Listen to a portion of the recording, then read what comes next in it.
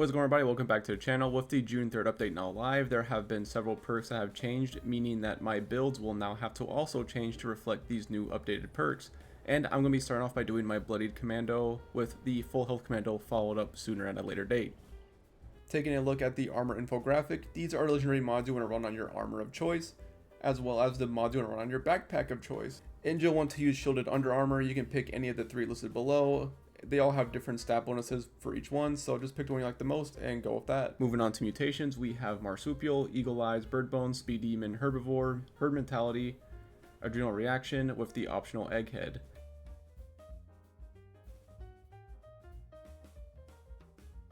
Taking a look at popular commando weapons, there's the Assault Rifle, Handmade, Railway, Fixer, Elder's Mark, and Enclave Plasma Rifle. It's really your pick as to what you want to use. The Assault Rifle was recently buffed with a pretty big change to its damage, but you really can't go wrong here. Taking a look at some of the updated perks as well as the updated legendary mods and the updated Adrenal Reaction mutation, you can get a whopping 650% damage buff all around there if you use all these listed above. So let's talk about how you can do that.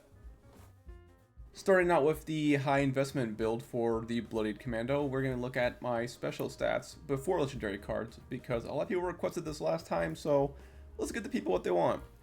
We have 6 in strength, 9 in perception, 12 in endurance, 3 in charisma, 1 in intelligence, 15 in agility, and 10 in luck.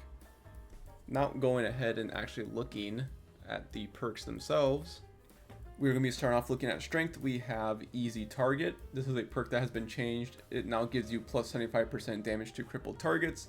We have Scatter Shot, probably the best perk in the entire game. It gives you plus 20% damage. Dealt to a limb, it is applied to all limbs on your target. A crazy, insanely strong perk. You will need this 100% no matter what build you are running. Traveling Pharmacy for weight reduction. Strong Back for more carry weight, and Bandolier for more weight management. Moving on to Perception, we have Fast Fighter. This was previously Commando Expert. It now applies your speed bonus to your reload speed, so if you're using something like Speed Demon, which actually maxes out your movement speed, you're going to give yourself a fat reload speed buff.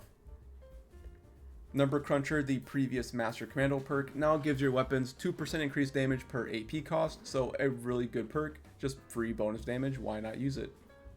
Tormentor, a perk, is going to give you plus 20% more damage dealt per crippled limb your target has, which works tremendously well with Scatter Shot, so again, one of the best perks in the game. Tank Killer, this just gives you a chance to stagger enemies and reduces their armor value, something you're going to want to pick. It's a no-brainer pick. Downranger will give you plus 20% range damage to far enemies, just more free damage, why not take it? And Concentrated Fire to give yourself plus 1% damage per shot and gain accuracy in VATS. A staple in most VATS builds, why not use it? Moving on to Endurance, this is the typical setup you'd see in most players' builds. Iron Stomach, Thirst Quencher, Fireproof, Starched Jeans, Natural Resistance, Ironclad, Radical, and Rejuvenated. Rank 1 of course, not rank 2, you don't need that. Moving on to Charisma, you have Tenderizer and you have Strange in Numbers, because you should be playing on a public team at all times. Even if you're just on a team by yourself, you can still get the benefits of something like Herd Mentality, but Strange in Numbers of course would not work unless you have someone else in your team that is mutated. But let's face the real facts of the game. But let's face the facts, almost everybody in this game is mutated, so it's not going to be hard to get this perk active 100% of the time. Taking a look at Intelligence, batteries included to reduce more ammo weight because no one wants to be weighed down by ammo. Nerd Rage is now a 2-point perk, which is good for everyone. It's one less point to spend. However, they did take away the damage reduction part of Nerd Rage, so that sucks. Science has now been changed to give you increased energy damage based on your intelligence, so a no-brainer pick for anybody wanting to use energy-based weapons.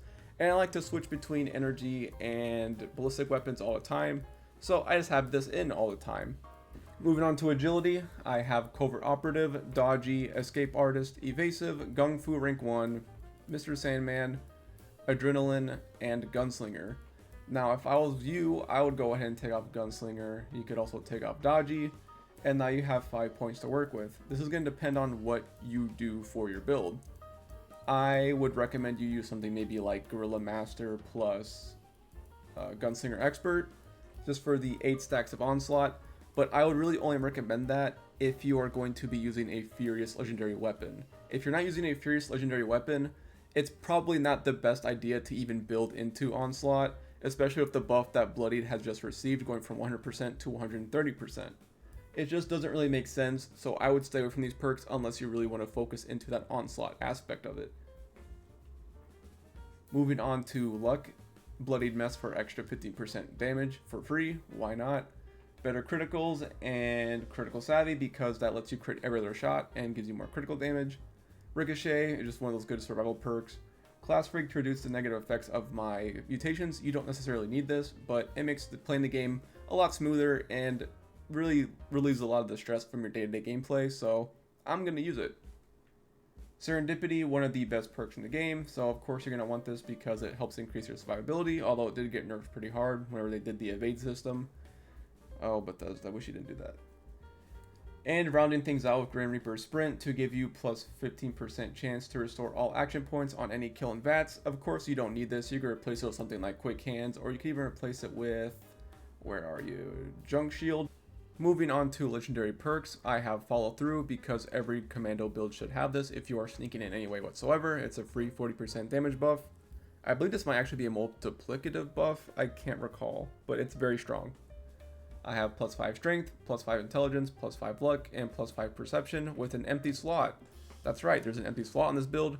Taking one for the team if you want the enemies to take more damage whenever they hit you. This is a very strong damage buff, so it's definitely something most players will probably lean towards, but again, it's up to you what you want to pick in this last slot. Alright, moving on to the low investment build for low health commando players. You are looking at the specials on screen right now. It's 9 strength, 9 perception, 5 endurance, 3 charisma, 4 intelligence, 15 agility, and 11 luck. And this is with me having only the follow through legendary perk equipped. Now, you will have less luck on this build since you are a low investment player, which means you won't be able to crit every other shot unless you use something like the lucky legendary effect. So what this essentially means is you can walk around something around, I think it's 24 luck with your unyielding bonuses and get a crit every other shot using that legendary mod.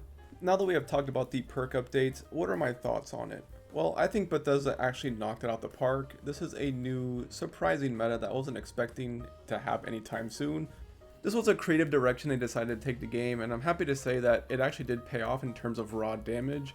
However, I can see why some people would be a little skeptical of this update, as it's kind of making everything besides the raid feel like a complete joke. Every enemy is a pushover. Even the region bosses, which can be crippled, are subject to this massive damage increase that players will be able to output, so even they might become a joke. So unless Bethesda has something cooking up where it's a kind of content that's more mechanically focused instead of DPS focused, the game's heading towards a direction that some people might not necessarily appreciate. But I will say I have eaten my words, and the commando change was a net benefit than more of a net negative. Anyways, that has been my thoughts and my new updated low health commando build for high and low investment players. If you guys enjoyed it, feel free to leave a like or subscribe. I am doing the high health version of this next, and then followed by that will be the heavy gunner update. And then shortly after that, I will be doing, or maybe even sometime in between, I will be doing my damage testing in the format that you know and love from me, showcasing how these new perks may affect the DPS or how they don't affect the DPS at all for the raid fights as well as region bosses. So if you guys are interested in that, feel free to stick around, and I'll see you guys in the next one. Take care.